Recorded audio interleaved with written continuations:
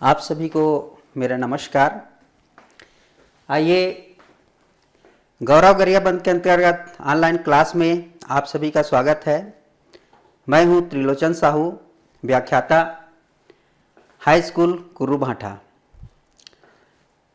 कक्षा 10वीं में बोर्ड परीक्षा में अक्सर जो ग्रामर सेक्शन से जो क्वेश्चन आते हैं उसमें सबसे बहुत ही महत्वपूर्ण जो प्रश्न होते हैं वो होते हैं डिटरमिनर्स।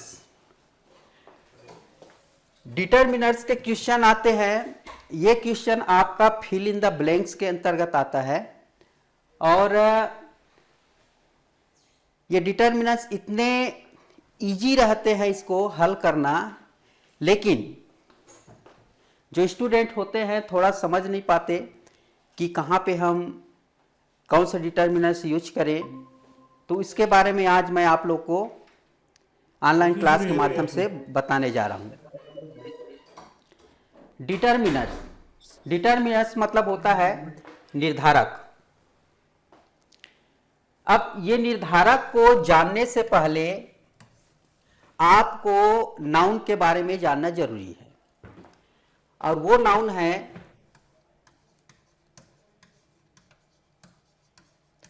काउंटेबल नाउन और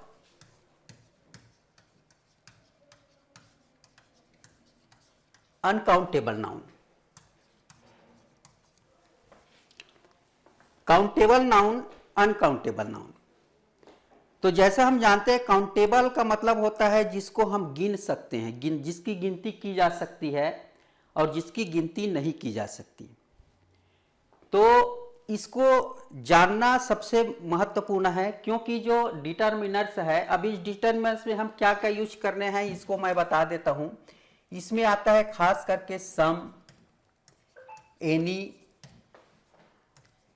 मेनी, मच, आता है few, little,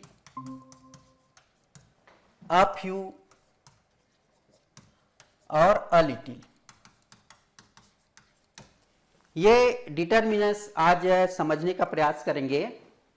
some, any, many, much, few, little, a few, a little.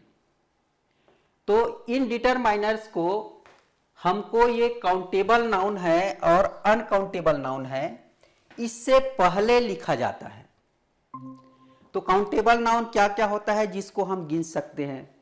तो क्या क्या हम गिन सकते हैं, ये भी काउंटेबल नाउन होता है, सिंगुलर होता है और प्लूरल होता है। अब जो चीज हम गिन सकते हैं, अब उस हम क्या गिन सकते हैं, जैसे स्टूडेंट्स, स्टूडेंट है, प्लूरल करेंगे students. Apple, apples. Orange, oranges. Boy, boys. ऐसे है काउंटेबल नाउन, मतलब जिसको हम गिन सकते हैं वो काउंटेबल नाउन है, और जिसको हम नहीं गिन सकते, केवल उसकी मात्रा बता सकते हैं, उसे कहते हैं अनकाउंटेबल नाउन। जैसे कि मिल्क, वाटर, नॉइज, होप। इसमें मनी को भी अनकाउंटेबल नाउन में गिना जाता है, माना जाता है। जो मनी होता है उसको अनकाउंटेबल माना जाता है। तो हमको काउंटेबल नाउन और अनकाउंटेबल नाउन की सबसे पहले जानकारी होनी चाहिए।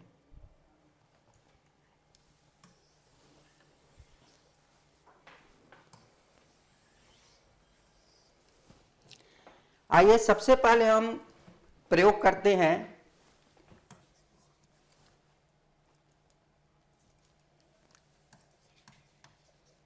सम। और एनी।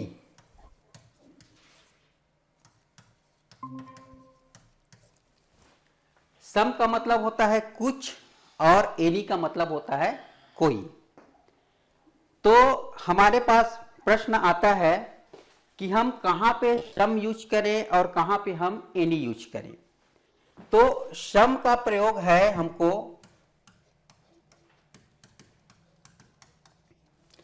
पॉजिटिव यानी कि सकारात्मक, जो सेंटेंस सकारात्मक होगा वहां पे हम सम का यूज करेंगे, और एनी का प्रयोग कहां करेंगे, नकारात्मक यानी कि जहां पर निगेटिव रहेगा वहां पे हमको एनी का प्रयोग करना है।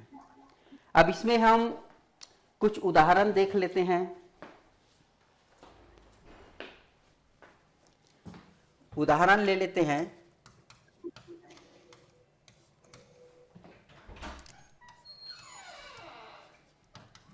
I have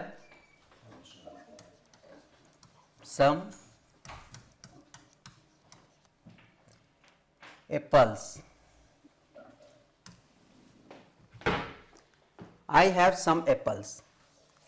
ये सम का प्रयोग हम इसलिए किए हैं, ये काउंटेबल नाउन है और इसमें ये पॉजिटिव सेंटेंस है, इसलिए यहां पर I have some apples लिख रहे हैं। और ऐसे ही अगर हम एनी का प्रयोग करें तो यहां पे अगर हम लिखेंगे I have not any apples या एप्पल, तो एनी का प्रयोग करेंगे तो हमेशा ये निगेटिव सेंटेंस में रहेगा। तो जो निगेटिव सेंटेंस में रहेगा वहां पे हम एनी का प्रयोग करेंगे, और जब पॉजिटिव सेंटेंस होगा तो वहां पे हम एप्पल सम का प्रयोग करेंगे। तो सम और एनी का प्रयोग सकारात्मक और नकारात्मक के लिए किया जाता है। सम मतलब कुछ, एनी मतलब कोई। आइए आगे देखते हैं। मेनी और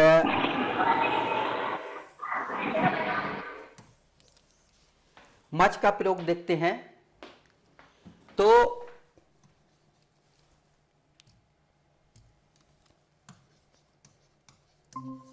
मेनी मतलब होता है कोई, और मच मतलब होता है अधिक। कोई और अधिक। कोई मतलब कई कह सकते हैं, कई, कोई नहीं कहेंगे, कई ही कहेंगे इसको।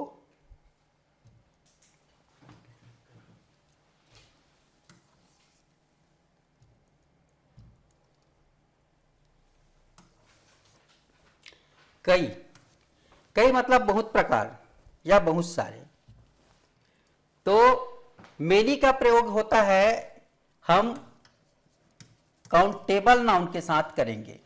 काउंटेबल नाउन्स मतलब ऐसे वस्तु या कोई चीज जिसको हम गिन सकते हैं एक एक करके, तो वहां हम मेनी का प्रयोग करेंगे। और कोई ऐसे वस्तु है जिसको हम मात्रा ज्यादा बता सकते हैं, गिनते नहीं हैं, तो वहां पर हम मच का प्रयोग करेंगे। अब जैसे कि इसमें उदाहरण दिया हुआ है, उदाहरण देख लेते हैं।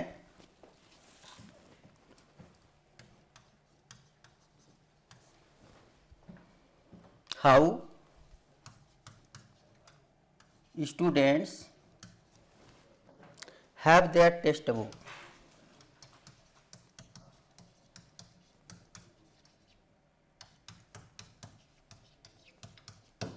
ऐसा प्रश्न आता है, how students have their text book. यहां पे कोष्टक में दिया रहता है मैनी और ऑब्लिक लिखा रहता है मच।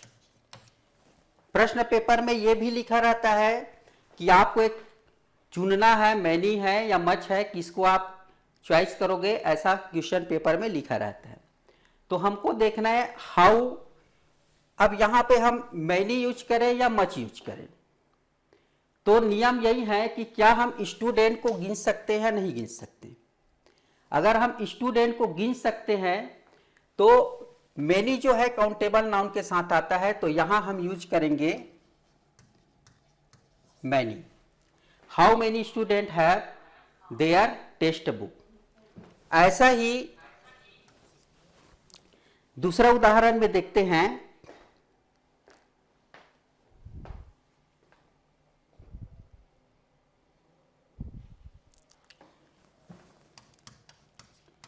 हाउ, और यहां पे रिक्त स्थान लिखा रहेगा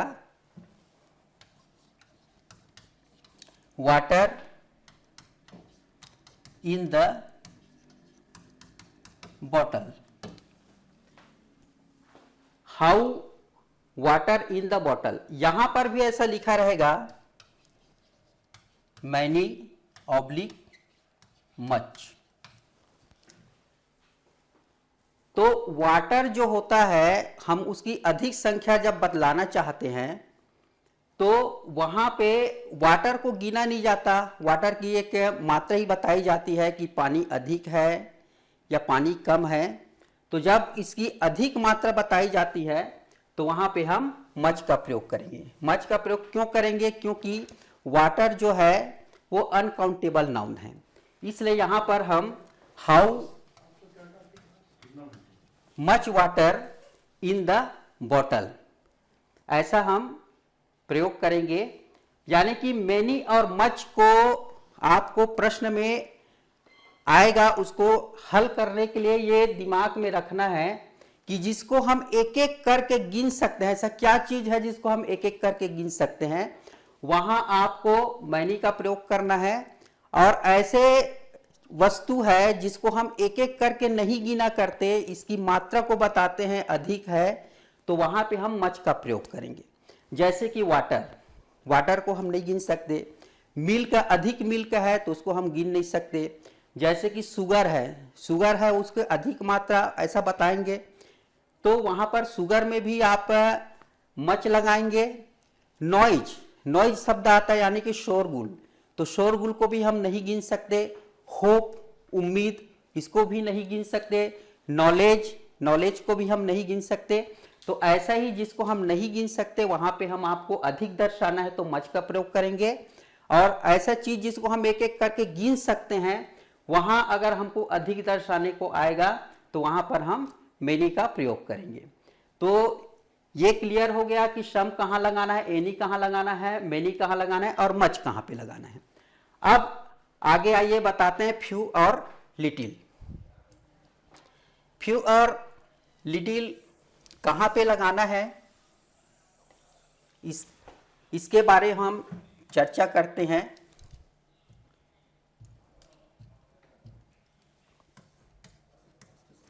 फ्यू, लिटिल। अब इसका मतलब क्या होता है? फ्यू और लिटिल इसका मतलब क्या होता है? तो फ्यू का मतलब होता है थोड़ा। अब कितना थोड़ा? न के बराबर, यानी कि कुछ तो है लेकिन इतना कम है कि उसको न के बराबर ही मान लो, ऐसा। ऐसा ही लिटिल, इसका मतलब ही होता है थोड़ा, और इसका भी मतलब होता है न के बराबर। मतलब इतना कम है कि वो न के बराबर है, यानी कि इसमें कहीं फ्यू या लिटिल लग गया तो ये माना जाता है कि वास्तव में वो निगेटिव है, यानी कि वो नकारात्मक रूप में है तो लेकिन बहुत ही कम है। तो फ्यू और निगेटिव के लिए भी हम आते हैं वहीं काउंटेबल और अनकाउंटेबल नाउन। तो अगर हमको कम दर्शाना है लेकिन उस चीजों को हम गिन सकते हैं, तो वहां पे हमको फ्यू यूज करना है। और जिसको हम नहीं गिन सकते तो वहां पर हमको लिटिल दर्शाना है। तो उदाहरण देते हैं। आई हैव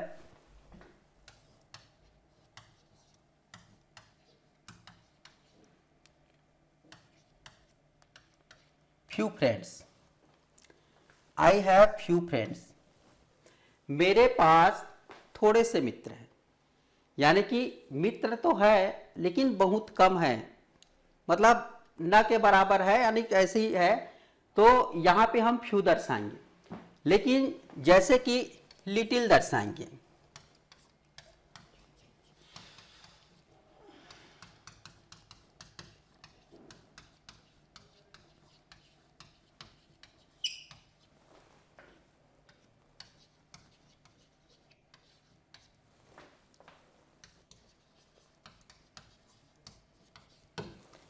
यहां देखते हैं, I have little knowledge about computer, मेरे पास कंप्यूटर का थोड़ा सा ज्ञान है, मतलब इतना थोड़ा सा ज्ञान है कि मैं उसको ऑपरेट नहीं कर पाता, ढंग से ऑपरेट नहीं कर पाऊंगा।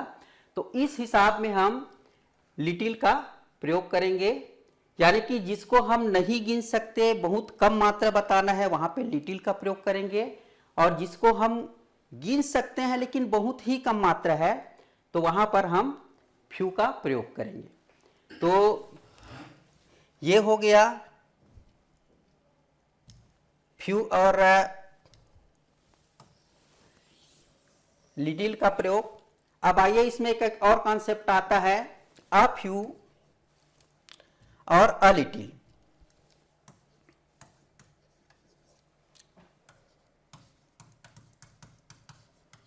अ लिटिल इसका मतलब होता है थोड़ा सा, और इसका मतलब भी होता है थोड़ा सा। लेकिन फ्यू के स्थान पे इसकी मात्रा थोड़ा ज्यादा रहती है, मतलब फ्यू केवल फ्यू रहता है तो न के बराबर वाला रहता है, रहता तो है लेकिन न के बराबर। लेकिन अ लिटिल या अ फ्यू हो गया तो थोड़ा सा है, मात्रा थोड़ा मतलब ज्यादा है, कि जिसको हम प्रयोग कर सकते हैं। इस स्थान पर अ फ्यू का प्रयोग किया जाता है। अब इसमें हम एक उदाहरण देते हैं।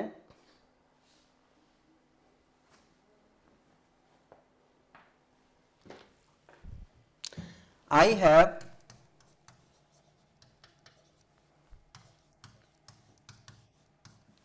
left a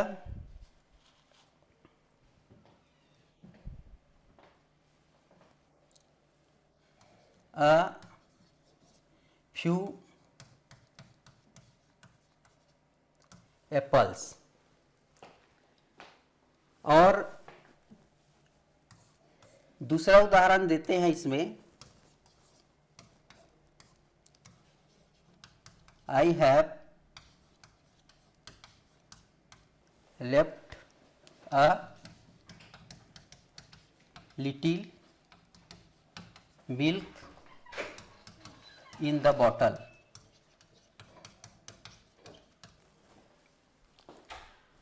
I have left a few apples। मेरे पास थोड़े से एप्पल बचे हैं, यानी कि एप्पल जो है हम उसको गिन सकते हैं लेकिन मात्रा थोड़ा सा है, तो यहां पर अ फ्यू लगा दिए। लेकिन मिल्क है जिसको हम नहीं गिन सकते, थोड़ा सा है, तो यहां पर हम लिटिल लगा दिए। तो इस प्रकार से some, any, many, few, little, a few और अ लिटिल, इसका कॉन्सेप्ट यहां पे क्लियर किया जा चुका है।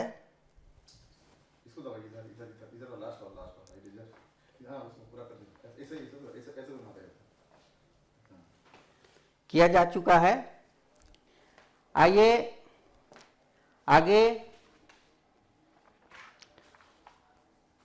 आगे हम और चर्चा करते हैं क्वेश्चन टेक के बारे में। अक्सर बच्चे जो है क्वेश्चन टेक के बारे में बहुत ही कंफ्यूजन रहते हैं कि क्वेश्चन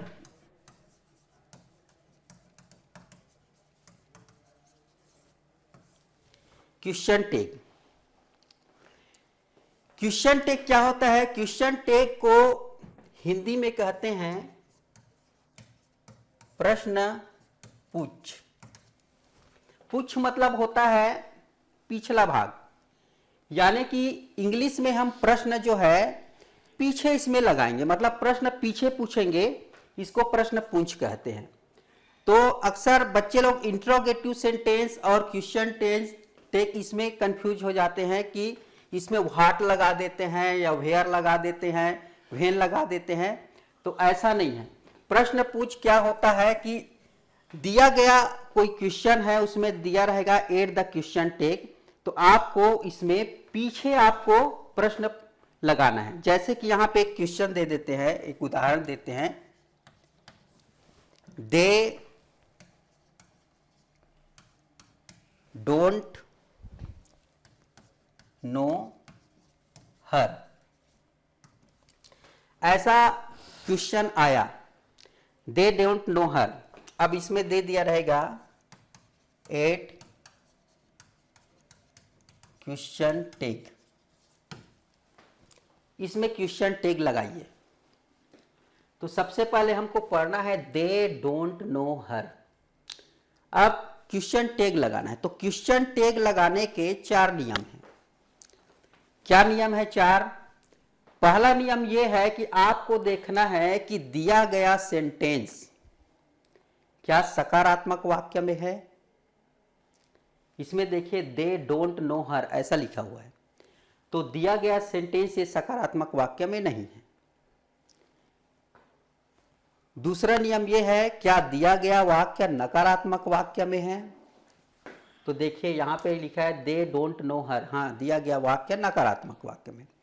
तो नियम यह है कि दिया गया वाक्य अगर सकारात्मक होगा तो क्वेश्चन टैग आपको नकारात्मक बनाना है, और दिया गया क्वेश्चन है, यहां पे कोई सेंटेंस है वो नकारात्मक में है, तो क्वेश्चन टैग आपको सकारात्मक बनाना होगा। तो इसका पहला नियम यह है कि दिया गया सेंटेंस यदि सकारात्मक है, अगर उसमें इज, एम, आर यानी कि कोई भी हेल्पिंग वर्ब हो, तो उस हेल्पिंग वर्ब को निगेटिव बनाते हैं, सकारात्मक है तो। अगर दिया गया वाक्य अगर निगेटिव है हेल्पिंग वर्ब के साथ, तो निगेटिव को हटाकर वहां पे हम उसको पॉजिटिव बना के लिखते हैं। अगर दिया गया वाक्य है वो नकारात्मक है लेकिन उसमें हेल्पिंग वर्ब नहीं है, तो वर्ब के हिसाब से उसको यूज करते हैं। अब यहाँ पे जैसे कि दिया हुआ है दे डोंट नो हर, तो इसको कैसे बनाएंगे? इसको हम डायरेक्ट ऐसे लिखेंगे दे डोंट नो हर, अल्पविराम लगाएंगे। अब दिया गया वाक्य नकारात्मक है तो हम इसको क्या करेंगे? सकारात्मक बनाएंगे। यहां लिखेंगे डू और उसके बाद यहां पर लिखेंगे दे और यहां पे क्वेश्चन मार्क लगाएंगे। ये आपका आंसर हो गया, they don't know her, do they. ऐसे ही कोई और वाक्य लेते हैं,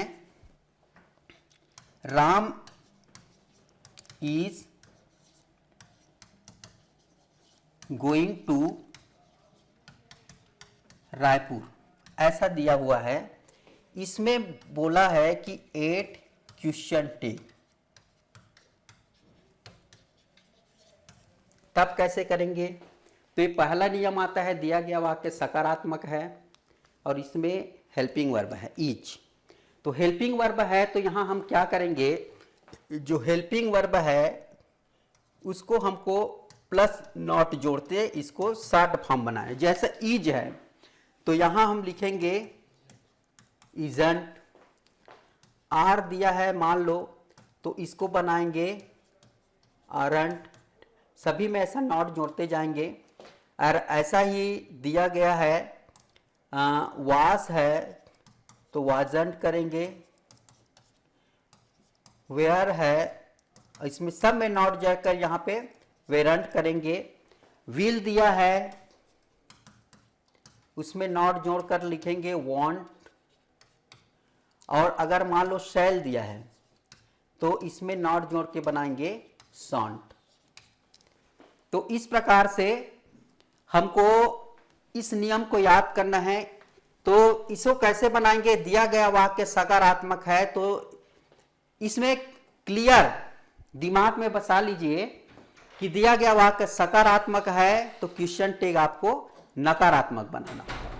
तो यहां पे जैसे कि लिखते हैं आंसर, इसको बनाएंगे तो क्या करेंगे, राम इज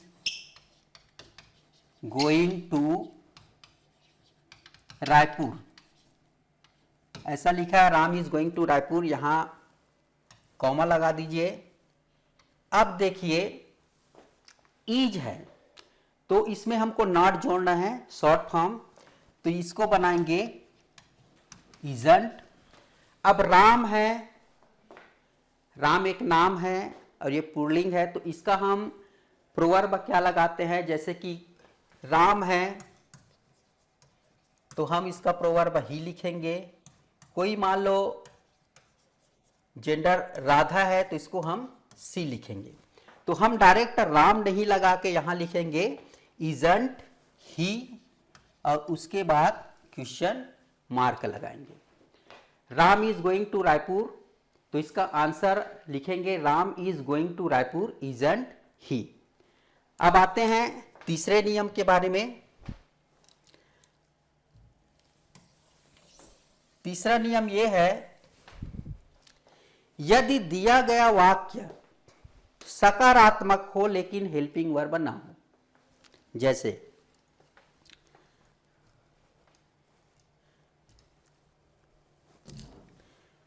दिया गया वाक्य सकारात्मक हो लेकिन हेल्पिंग वर्ब ना हो, जैसे कि यहां पर एक वाक्य लिख देते हैं उदाहरण से,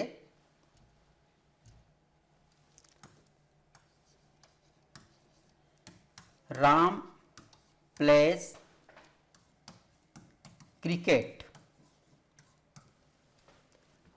ये एक वाक्य है, इसमें आ गया add question tag, question tag लगाइए। वाक्य है राम प्लेस क्रिकेट।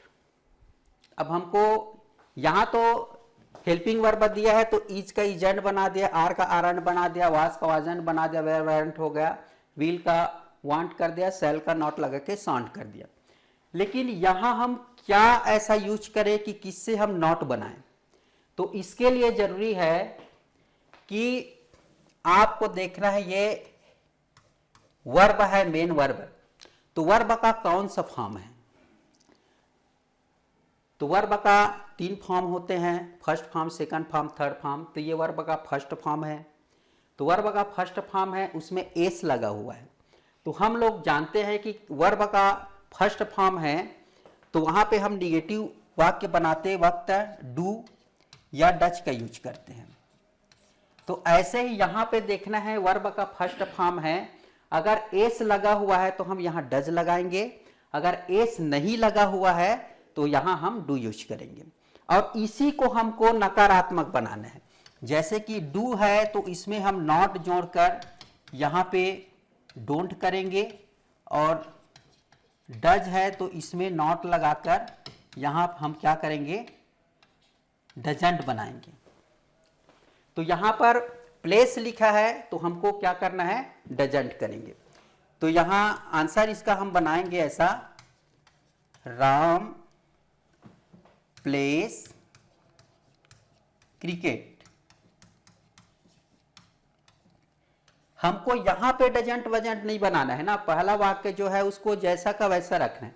यहां हेल्पिंग वर्ब लगाएंगे, हेल्पिंग वर्ब यहां पे कॉमा लगाएंगे, और कॉमा लगाने के बाद आपको इसको देखना है, ये प्लेस लिखा है तो यहां पे हमको डज यूज करेंगे, और इसमें हम ये सकारात्मक है तो नकारात्मक बनाएंगे तो ये डजंट होगा, और राम का क्या लिखेंगे, यहां पर ही लिखेंगे और फिर प्रश्नवाचक चिन्ह लगाएंगे।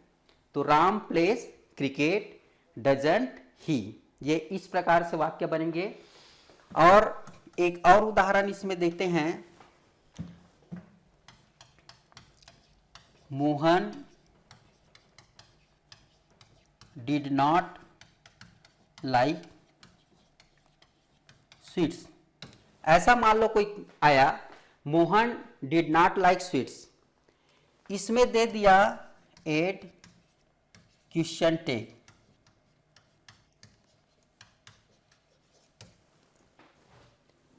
यहां पर हेल्पिंग वर्ब के रूप में नहीं है, लेकिन यहां डिड और नॉट जुड़ा हुआ है, डिडंट जुड़ा हुआ है। तो हमको क्या करना है, दिया गया वाक्य अगर नकारात्मक है तो इसको हमको सकारात्मक बनाना है। तो इसमें हम क्या करेंगे, Mohan did not like sweets, यहां कॉमा लगाएंगे, फिर हम नॉट को यहां पे हटा देंगे, यहां लिखेंगे डिड और मोहन के स्थान पे ही लिखेंगे और प्रश्नवाचक चिन्ह लगाएंगे। तो इस प्रकार से क्वेश्चन टैग बनाने का है। इसमें और कुछ उदाहरण दे देते हैं। अब एक दूसरा उदाहरण और लाते हैं।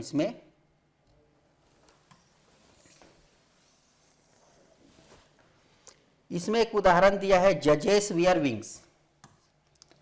जो क्वेश्चन आया है, इसमें लिखा हुआ है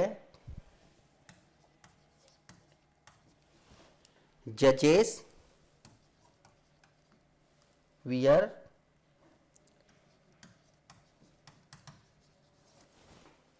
विंग्स एट क्वेश्चन टैग।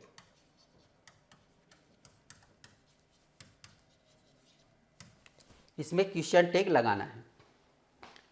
जजेस वियर विंग्स, जज है, विंग्स पहने हैं। तो आपको देखना है कि दिया गया वाक्य सकारात्मक है या नकारात्मक है। दिया गया वाक्य यहां पर देखिए सकारात्मक है। अब जजेस बोल रहा है तो यहां पे जजेस है, ये प्लूरल है, एक से अधिक है, तो हम यहां पर ही यूज नहीं करेंगे।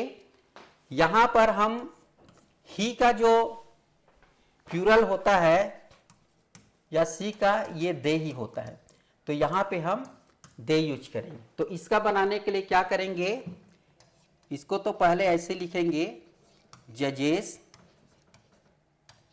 वियर विंग्स, फिर कॉमा लगाएंगे, फिर क्या करेंगे, अब इसको देखना है कि ये वर्ब का फर्स्ट फॉर्म है या सेकंड फॉर्म है। वियर मतलब पहनना, तो ये वर्ब का फर्स्ट फॉर्म है। फर्स्ट फॉर्म में हम क्या यूज करते हैं, डू या डज।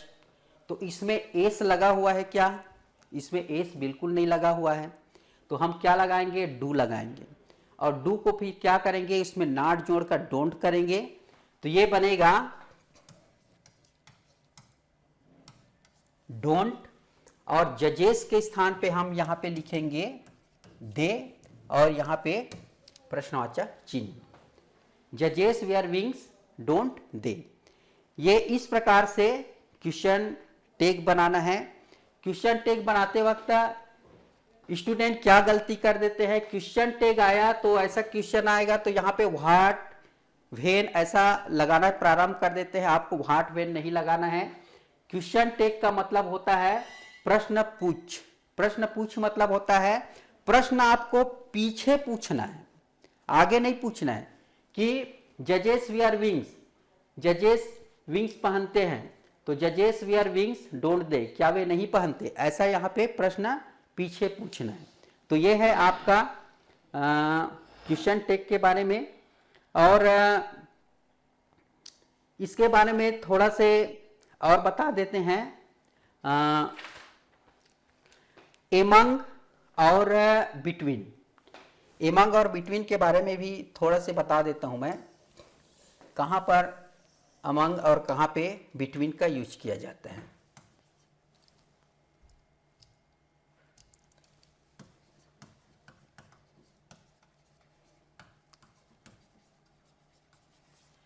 बिटवीन और अमंग। बिटवीन का मतलब होता है बीच में, और अमंग का भी मतलब होता है बीच में। अब कंफ्यूजन ये आता है कि हमको कहां पे बिटवीन लगाना है और कहां पर अमंग लगाना है। तो नियम ये है कि अगर कोई व्यक्ति या कोई वस्तु दो चीजों के बीच है या दो व्यक्तियों के बीच है तो वहां पे हम बिटवीन का यूज करेंगे। लेकिन कोई व्यक्ति या कोई वस्तु दो से अधिक चीजों के साथ हो या बीच में हो तो वहां पे अमंग यूज करेंगे। अब इसमें उदाहरण देते हैं, Mohan is sitting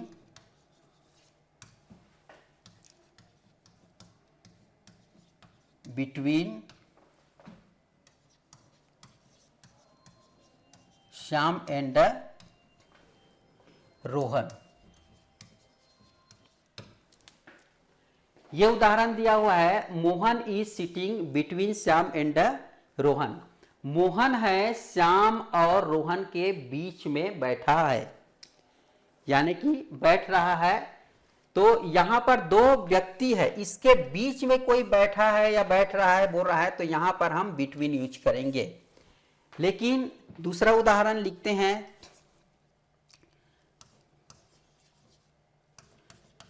Rakesh is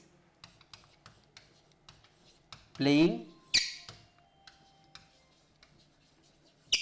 among the players.